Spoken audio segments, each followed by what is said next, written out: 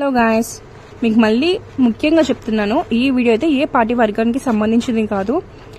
Part 1లో చాలా మంది చాలా చక్కగా రెస్పాండ్ అయ్యారు. చాలా మంచి రెస్పాండ్ వచ్చింది మీ నుంచి. మన ఏలూరు పెద్ద రైల్వే స్టేషన్ నుంచి ఆశ్రమం వెళ్లే రూట్లో రోడ్లు బాగోలేదు, లైట్స్ కూడా లేవని చెప్పేసి చాలా మంది కమెంట్స్లో కానీ డిఎమ్స్లో కానీ చాలా మంచిగా రియాక్ట్ అయ్యారు. ఏదైతే మీరు పార్ట్ 1కి నాకు మంచి సపోర్ట్ చేశారో పార్ట్ 2 కూడా మంచిగా సపోర్ట్ చేయండి. ఆల్సో ఈ వీడియో అనేది ఎమ్మెల్యే సార్ గారికి, ఎంపీ సార్ గారికి రీచ్ అయ్యేలా చేయండి. ఖచ్చితంగా మీ నుంచి మంచి రెస్పాండ్ వస్తే ఈసారి నేననేది ఎమ్మెల్యే సార్ గారితోనూ ఎంపీ సార్ గారితోనూ మాట్లాడి లెటర్ అనేది నేను సబ్మిట్ చేస్తానండి.